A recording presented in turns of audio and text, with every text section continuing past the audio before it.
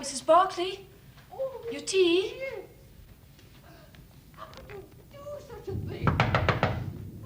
Your tea, madam. David! Your tea, madam. You betrayed him! Mrs. Fenning, Mr. Bates. What's happened? What is it, child? Madam and the Colonel. Something awful's going on. I can't open the door. Here, let me try. Stop here, both of you. Mrs. Barclay? Mrs. Barclay, open the door!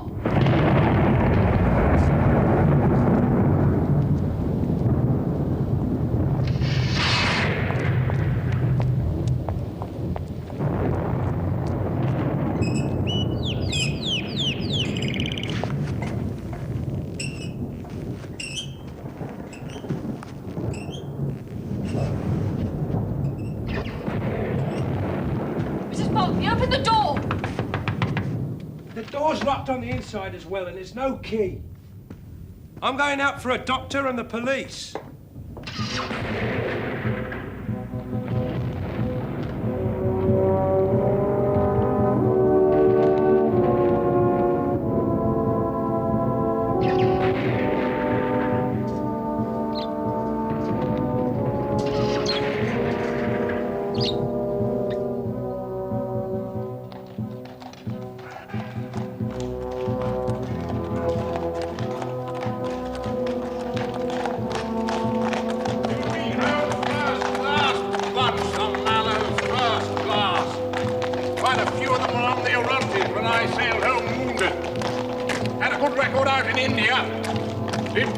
During the mutiny. Sure you won't regret taking the case. Up, sentry.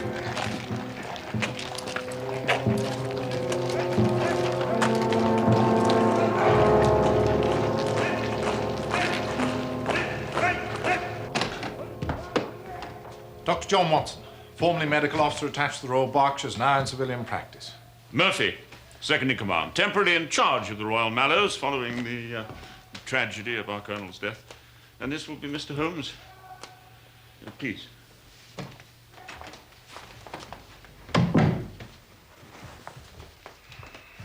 It's good of you to come so swiftly.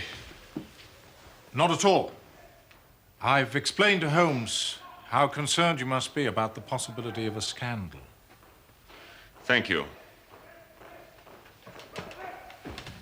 The honor of the regiment is in my care. And yet, the newspapers' reports suggest that a scandal is inevitable. Well, surely not. I've done my utmost to make sure that reporters were kept as far away as possible. Exactly, and that is what has made them suspicious. They scent a mystery. That much is clear from the little they have been able to say. Well, surely it would be wrong to repeat, to draw attention to... Quite. You see how much we need your help, Mr. Holmes.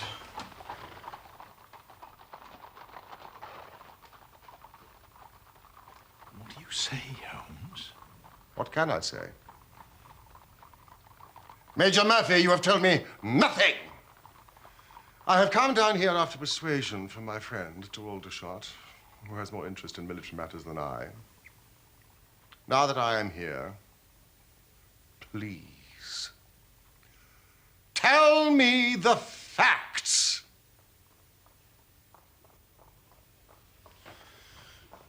The commanding officer of this regiment, Colonel James Berkeley, was found dead in his villa at about 10 o'clock the night before last. The body was found by Private Bates, his batman, lying in the morning room. There was a ragged cut 2 inches long in the back of his head, which had evidently been caused by a violent blow from a blunt instrument. And upon the floor by the body was a singular hand-carved wooden club.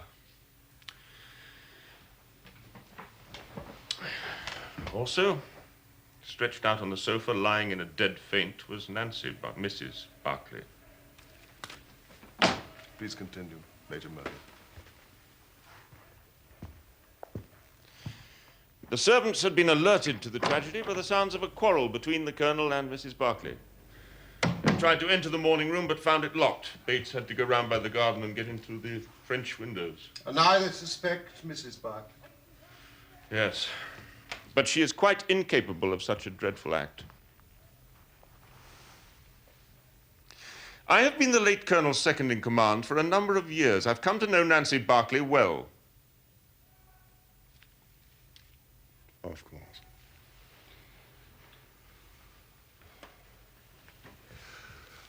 Tell me about Colonel Barclay. Was he highly regarded by the men under his command? Considering his background, remarkably so. His background? Why? Was he ever disgraced? No. But it's not generally known outside that Jim Barclay began his career as a private soldier in the Mallows. Did he indeed? From private soldier to commanding officer in the same regiment? That's a rare achievement. It was his gallantry in the Indian Mutiny that got him his commission. And then quite rapid promotion over the years. More rapid than mine, for instance. Impressive. And I suppose the unfortunate Mrs. Barclay's in custody? No. Not exactly, no. She's in hospital being looked after, with a police constable standing by. Nancy Barclay is a handsome woman now. But you should have seen her as a young girl in India 30 years ago. She was a daughter of the regiment. Her father was the regimental son major, R.S.M. Devoy, and therefore quite a formidable father-in-law for any soldier. I remember that all the men in my company thought her quite the prettiest girl in the garrison. As a junior officer, I had little to do with her, but I was aware that she was a most charming, most vivacious and spirited girl.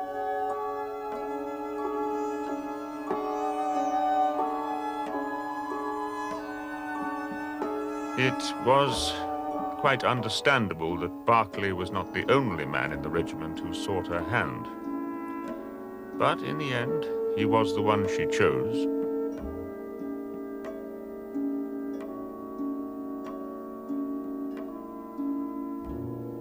They were married at Bertie, not far from Cawnpore, a few months after the besieged garrison there was relieved by General Neil's column in the summer of 1858. Shortly after the marriage, Sergeant Barclay got his commission as expected. Must have been difficult for the Barclays at first. NCO promoted from the ranks, married to a regimental sergeant major's daughter. Yes, I believe there was some little social friction, but Nancy carried it off with dignity and charm, and they gained acceptance in no time. Barclay's career flourished, and the regiment returned from India some 5 years ago. Barclay was then appointed commanding officer. And the marriage continued to be a happy one? It appeared to be so. Appeared? Most people believed the marriage to have been a uniformly happy one. And what do you believe, Major Murphy? My position as second in command often took me to the Barclays' house. I saw a different side to the marriage. The truth is more important than loyalty to your late commander. One night, I'd been dining at the Barclays. It wasn't until I reached the end of the drive that I realized I'd left my cigar case in the dining room. I went back. The front door was still open. Jane, the maid, was in the hall. I'm glad you're still here. I've left my cigar case on the table. I think the Colonel and Mrs. Barclay have gone to bed, sir. Oh, for goodness sake, James! Confess that! Who is it? Who? Let go of me. You are hurting me. Tell me you love me, then. Me and nobody else.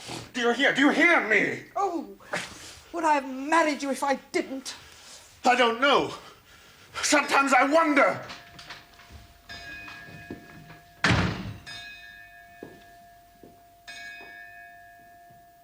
And this expression of jealousy occurred within seconds of you, Major Murphy, leaving the Barclays' hut. Tell me about the Colonel. Was he a violent man in any way? On occasion. He could be most vindictive towards young subalterns. But he'd clawed his way to the top.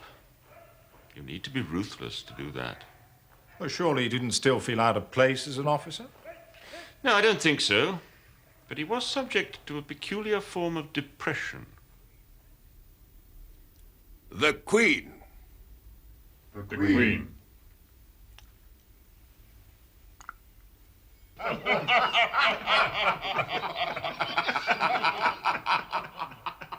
Sometimes, when we were discussing old campaigns, Crimea, Mutiny, Afghan War, the smile would often be struck from his mouth as if by some invisible hand.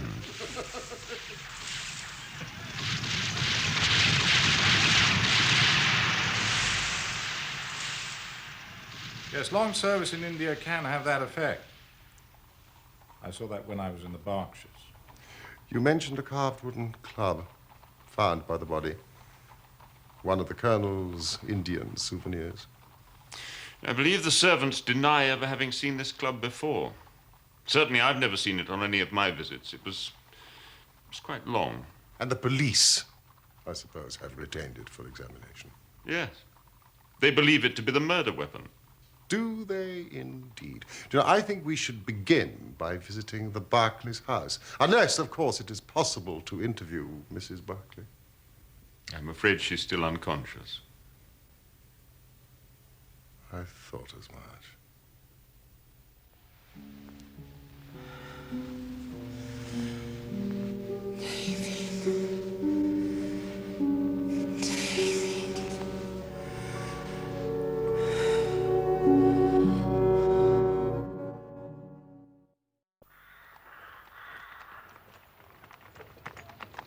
What a beautiful morning.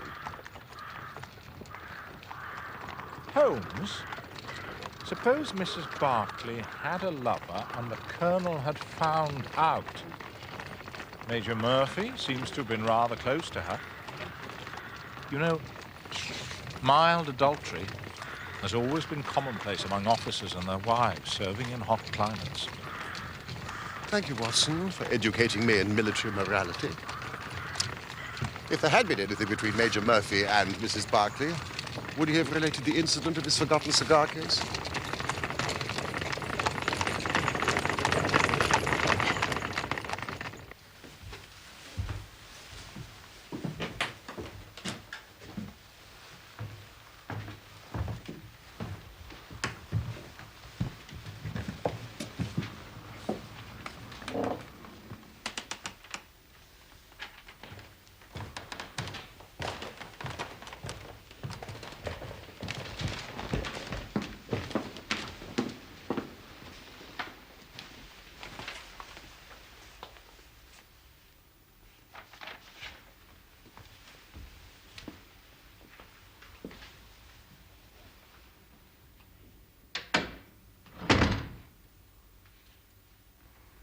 It was about 7:30, sir, and I was waiting at table.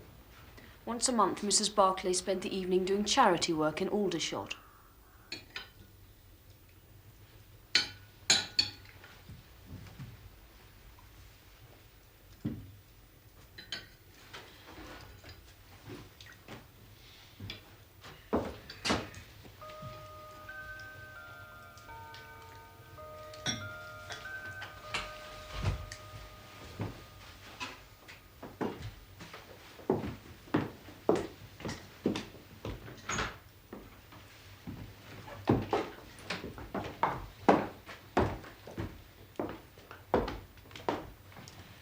Where are you off to in such a hurry? Well, the distribution of old clothing starts at 8 o'clock.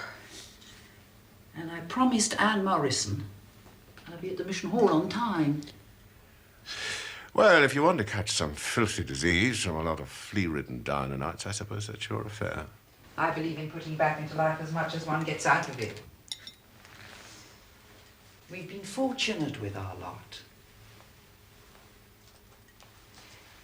Others haven't been so lucky. Don't be late back. Of course not.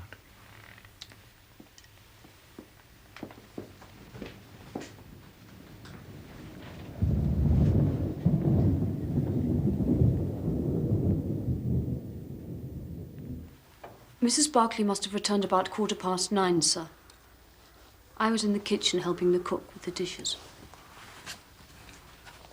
There was thunder in the distance, and I was just saying to Mrs. Fenning that there was a storm brewing when the morning room bell rang.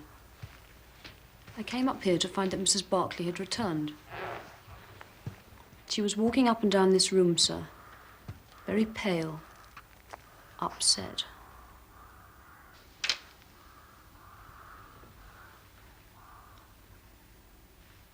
She looked awful, sir.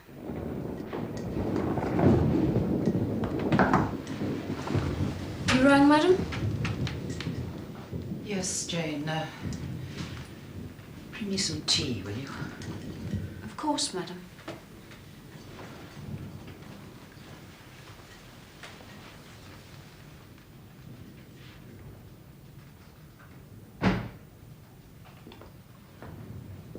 Jane, is that you?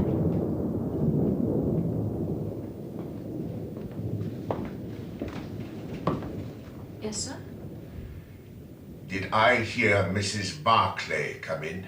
Yes, sir, she's in the morning room. The morning room. Yes, sir, I'm just about to take her a pot of tea. Tea? What does she want tea for at this hour?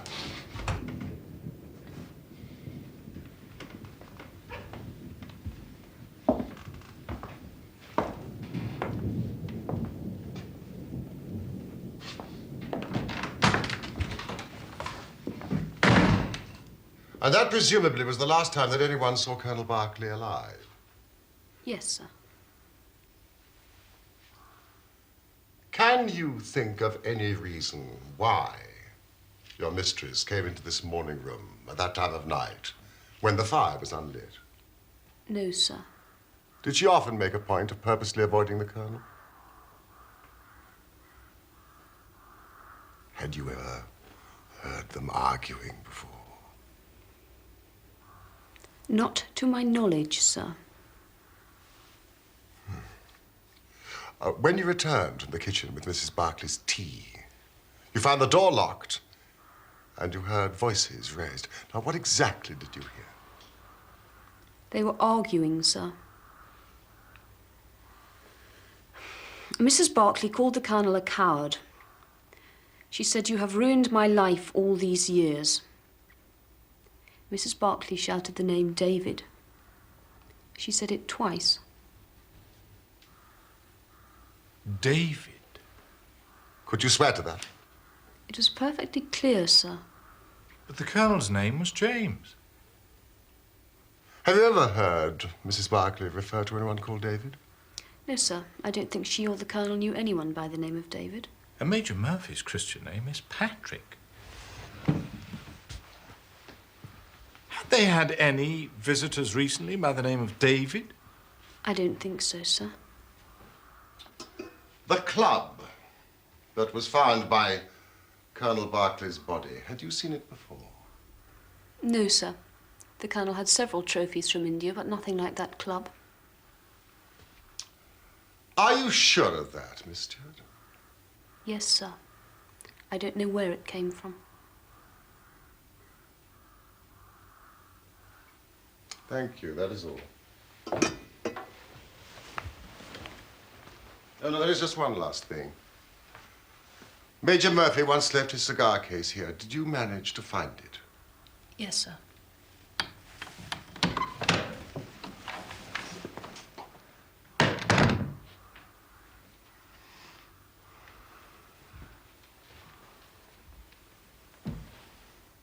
The Colonel was lying down here, sir. With his head by the fender? Yes, sir. You can see the mark of the blood still. But the most frightening thing of all, sir, was his face. His face? When I rolled him over, I almost fainted away to look upon it. It was all contorted, screwed up, with the most horrible look of fear and terror. As if he'd foreseen his own death? Quite possible, sir. Thank you, Bates. What apparition, what monster was it that could have frightened the Colonel so? Not Nancy Barclay, for sure. This door was locked shut, sir, and what's more, the key was missing. Missing? Yes, in the end we had to send for a locksmith to open it. You have made a thorough search for the key. We searched high and low. Mrs. Barclay hadn't got it, and it wasn't in the Colonel's pocket, sir. Thank you, Mrs. Fanning.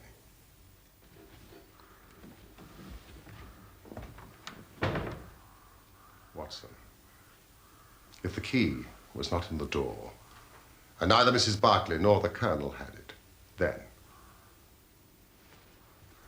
there must have been a third person. exactly, who either entered or left through those windows.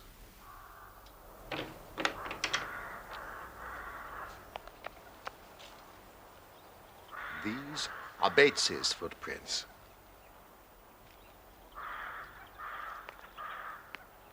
And these are the footprints of someone else. Someone has recently crossed this lawn. The marks are just visible.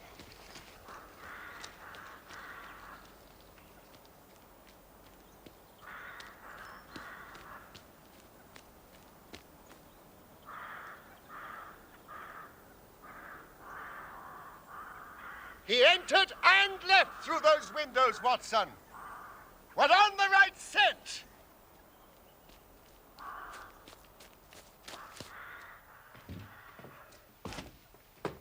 Watson, look at this. What is it? Our intruder had a somewhat unusual companion. It's a dog, isn't it? Somebody's dog. Who ever heard of a dog running up a curtain? What about a cat then? These paw marks are not those of a cat, not of a monkey, nor of any creature that we are familiar with. I would think from hind foot to forefoot, at least 15 inches. Add to that the length of neck and head. You have a creature of no less than 2 feet. More if there's a tail. The length of its stride is odd. It indicates a creature with a long back and short legs. Something like a stoat or a weasel? We also know that it is carnivorous. How can you tell that? Well, you see, what made it run up the curtain? A canary. Exactly. Then what was this beast?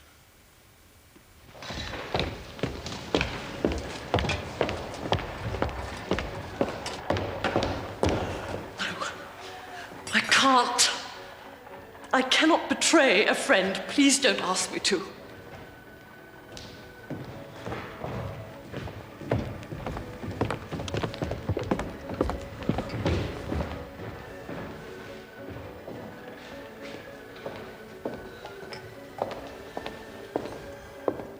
Miss Morrison.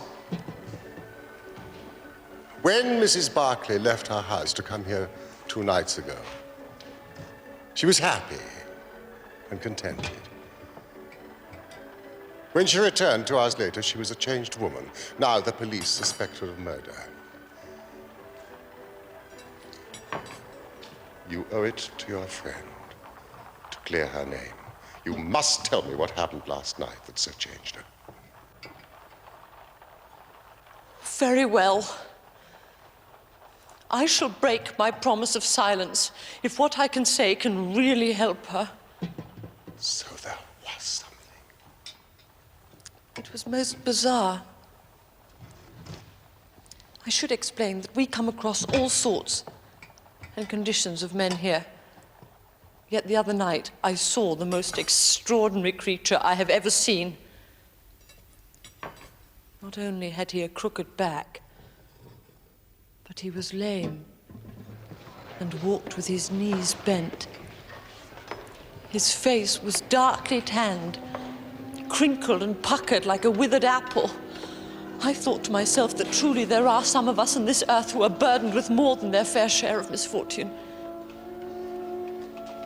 This vision was made more unusual by the oriental garb the man was wearing.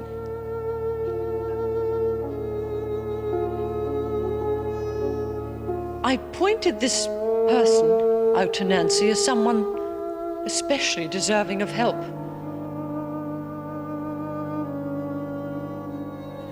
Nancy had indeed been in good spirits that evening, and I saw her go towards the man and ask him if he needed assistance.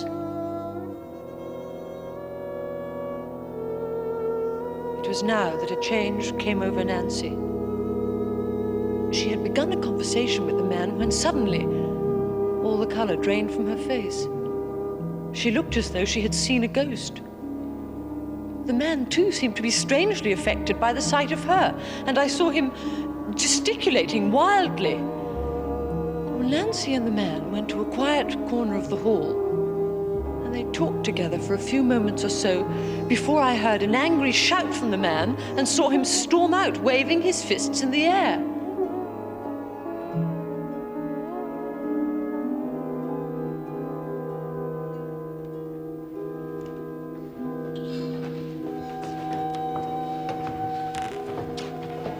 What is it? Are you all right? Who was that poor creature? Oh, it's an old acquaintance of mine, fallen on hard times. Promise me, Anna, you won't say anything about this to anyone. Promise me. Of course I promise. If you so wish. Thank you. And the identity of this man? I thought you might ask me that. Well, after this terrible happening, Nancy left. I naturally made a few inquiries among some of the regulars. Such an unusual-looking creature has, of course, attracted attention. It appears he is an old soldier recently back from India. And no one knows anything else about his background, except that he makes a living by entertaining the troops. Conjuring tricks. That kind of thing. And did you tell the police about him? Of course not. A promise is a promise. Yes, of course. Thank you, Miss Morrison.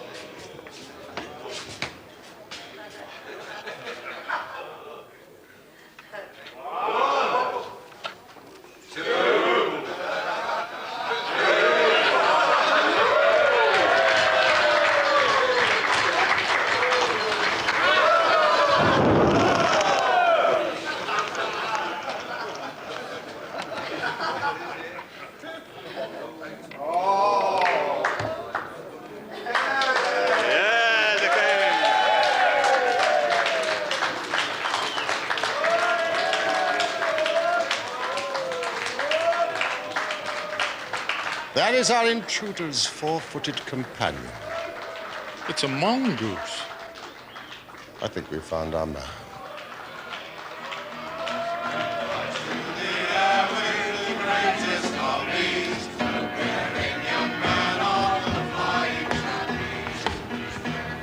Mr. Henry Wood, I believe, native India. May I have a word? What about? The little matter of Colonel James Berkeley's death.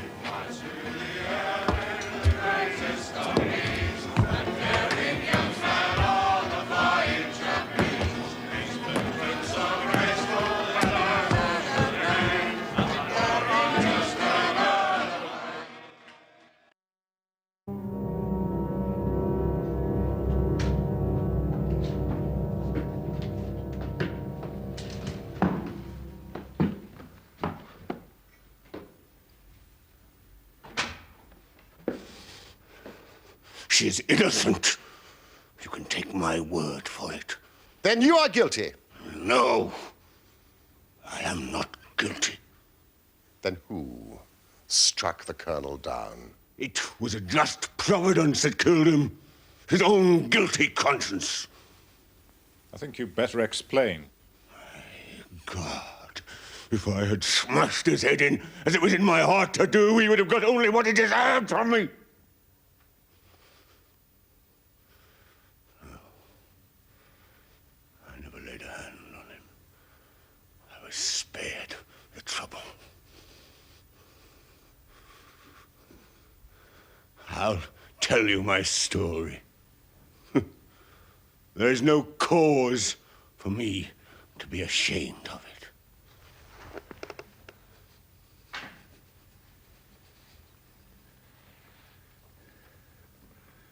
You see me now, with my back like a camel, and my ribs all awry. But there was a time when Corporal Henry Wood was the smartest man in the Royal Mallows. You were in the same regiment as Colonel Berkeley? Oh, yes. But he was Sergeant Jim Berkeley then. We were in the same company. And we had something else in common. We were both in love with the same woman, Nancy Devoy. Yes, the daughter of the regimental sergeant major. Yeah.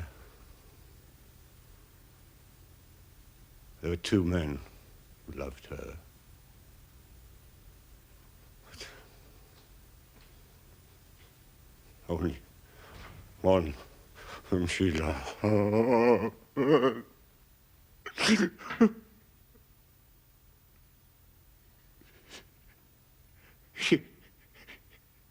You'll laugh when you look at this poor thing huddled in front of the fire and hear me say that it was for my good looks that Nancy loved me.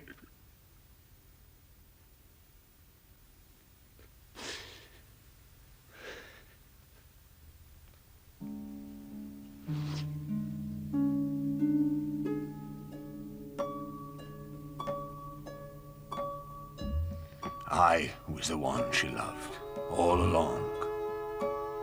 But although I had her heart, her father didn't approve of me.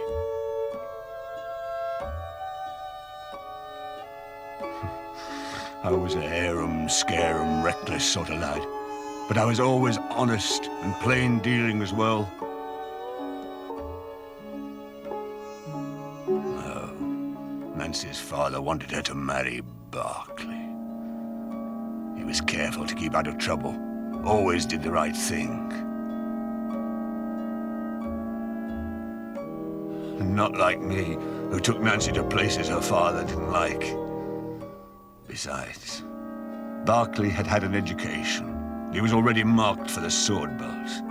RSM Devoy naturally thought Berkeley the better match for his daughter.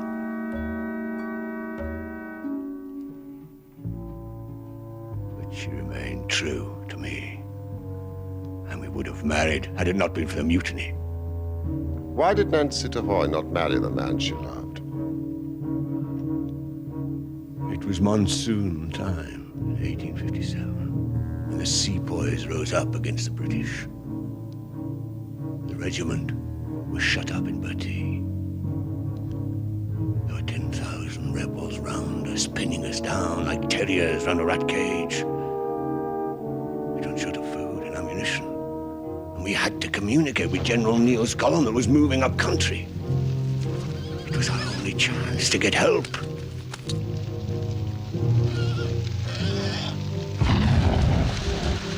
Our company commander had asked for a volunteer, a fit, strong soldier to slip out of the garrison at dead of night and make contact with the relief column out on the plain beyond. Like a fool, I volunteered. It was a dangerous mission, all right. There were 1,000 lives in peril. But I was thinking of only one of them.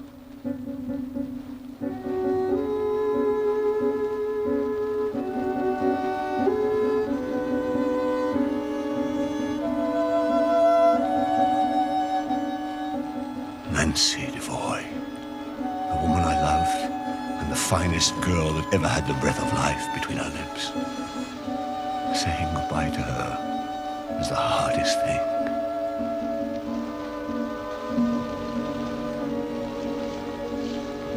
As we exchanged mementos, I little thought that I was saying goodbye to her for 30 years. It was my rival for Nancy's hand that saw me off on my journey through the enemy lines that night. Sergeant Barclay. Said he knew the lie of the land around the garrison better than any other. While I volunteered to make the journey, Jim Barclay volunteered to advise me on the best route to take.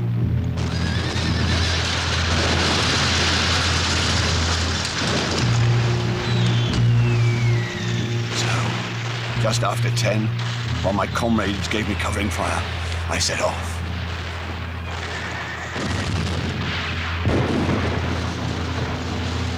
Barclay had told me to follow a stream which would lead to a gully.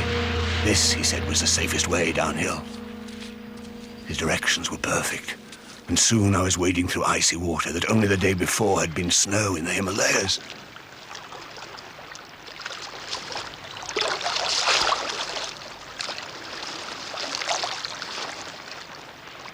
I could see the lights and fires in the rebels' camp, but I kept well down, out of sight of their sentry posts. I came to the gully and thought I was safe.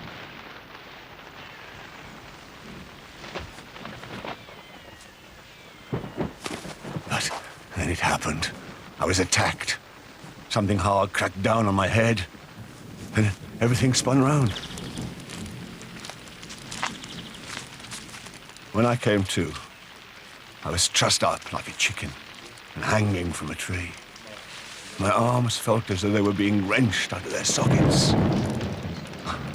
I didn't mind the pain, but I was sick at heart for having failed in my mission. What would be the fate of those I had been trying to save?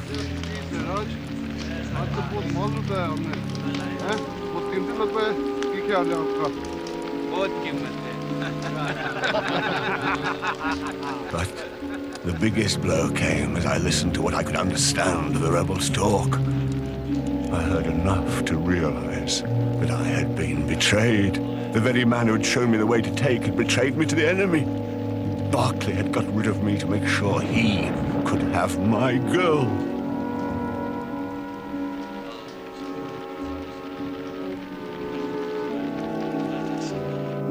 Now, you know what James Barclay was capable of.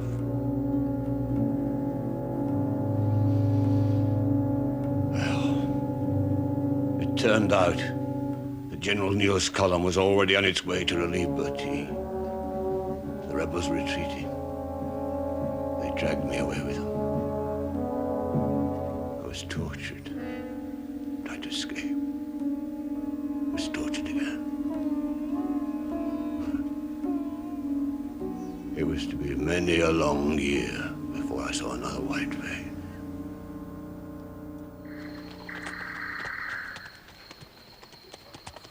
My captors fled north, further into the hills, and used me as a sort of slave. I was treated worse than a dog, and they damn near broke every bone in my body. Sometimes I'd wish they'd just killed me. But my thoughts of hatred and loathing for the man who destroyed my life kept me going. I dreamed of revenge on Berkeley.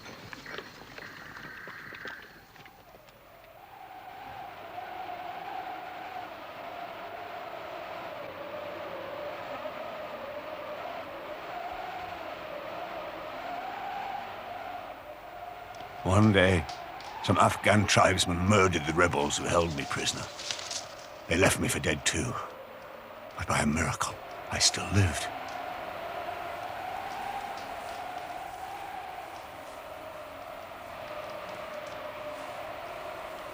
So, I had my revenge on my torturers.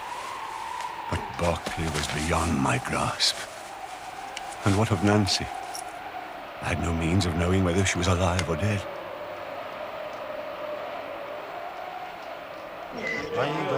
I wandered back to the Punjab and lived among the natives, picking up a living by the conjuring tricks I'd learned from the street magicians. What use was it for me, a wretched cripple, to get passage back by ship to England and make myself known to my comrades in the regiment? Even the desire to have my revenge on Jim Berkeley didn't make me go. And why? I'll tell you straight. I preferred my Nancy and my old pals in the Royal Mallows to go on believing that Harry Wood died a hero's death, with a straight back, and see him crawling about the world, more like a chimpanzee than a human being. But you did return. And to Aldershot, where your old regiment was stationed. Why? I just wanted to see the old country once more before I died. I saved what I could. And eventually, I got a show.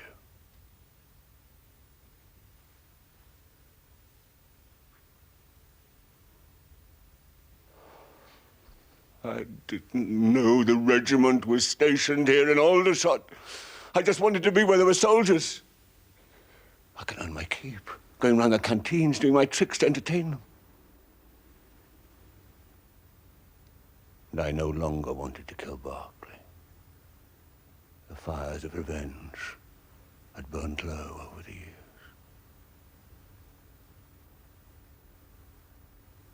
Until I saw her.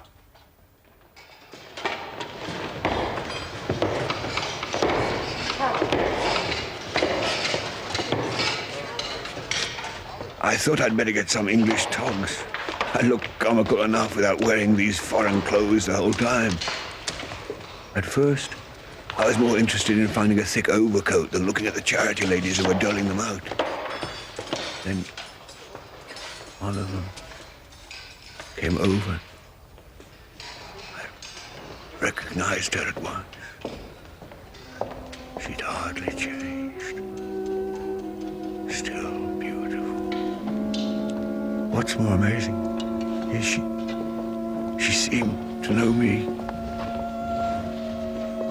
Good evening. Can I help you? Have you been able to find anything that...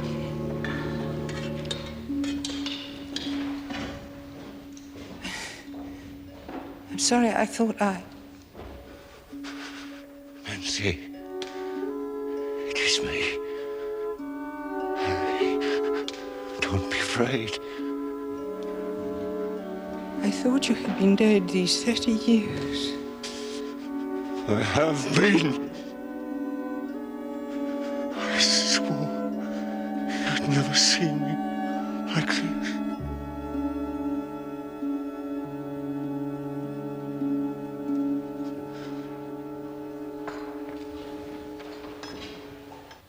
We spoke for a moment or two together. I told her some of my story. I should have spared telling her that her husband was a traitor, but it all came pouring out of me, 30 years of hate.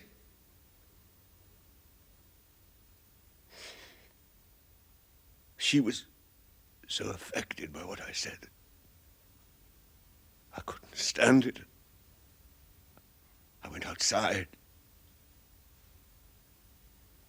Then I saw her come out of the mission, and I followed her home. I saw her go into their house.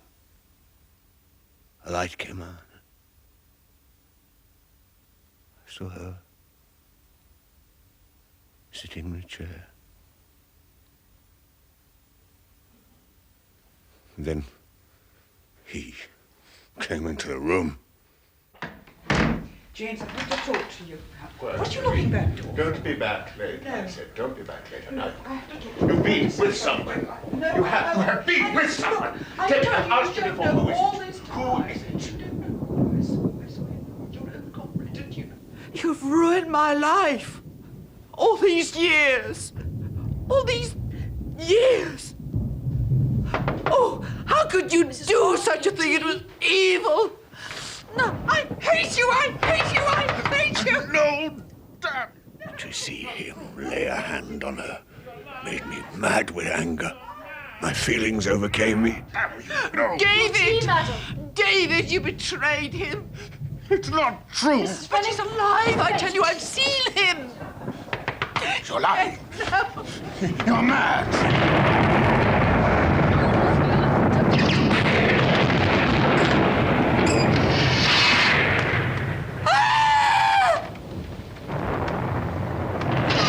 He looked as I have never seen a man look. I read death on his face as plain as anything. The bare sight of me was like a bullet through his guilty heart.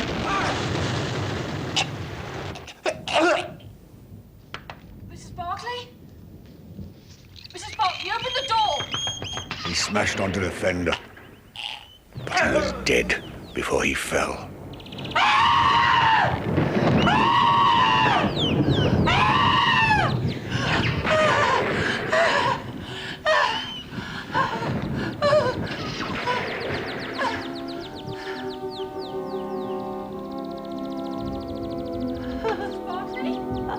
Mrs. Barclay, open the door!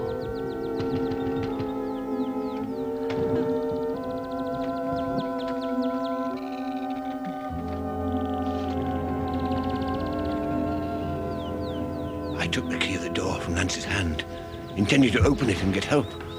And I thought I'd better get away, for things might look black against me. In my haste, I thrust the key into my pocket, whilst I was chasing Teddy, who'd escaped from his box and run up the curtain. Teddy.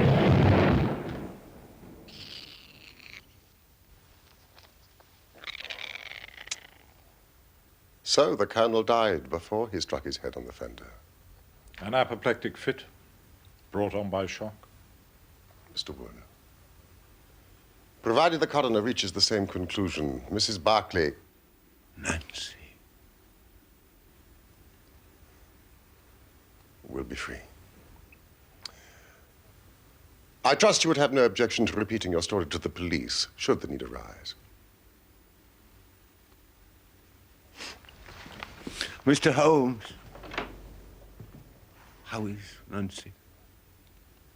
She's in hospital. I understand in time she should make a complete recovery. Thank God.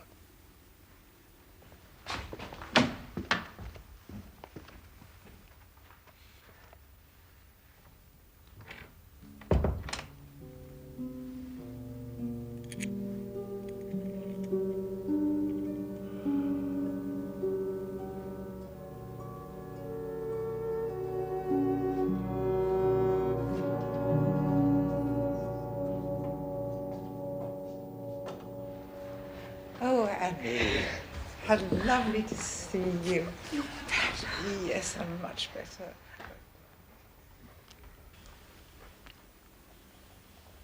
Holmes, there's just one thing I don't understand. If the Colonel's name was James, and Wood was called either Henry or Harry, then who the deuce was David? Ah, my dear Watson, that name David should have told me the whole story. Had I been the ideal reasoner, which you are so fond of depicting, but alas, my powers of deduction failed me. You see, David, in this case, was evidently used as a term of reproach. Reproach? Don't you remember how King David sent Uriah the Hittite into the forefront of the battle to die so that he might steal his woman Bathsheba. I think you'll find the story in the first or second book of Samuel. My Old Testament is a little rusty.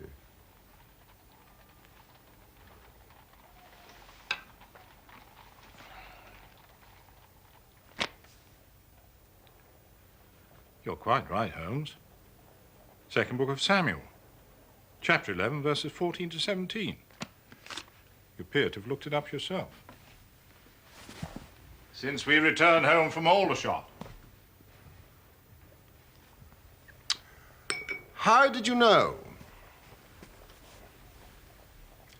You used this bill for our meal at Waterloo as a bookmarker, did you not? Excellent, Watson. Elementary, my dear Holmes.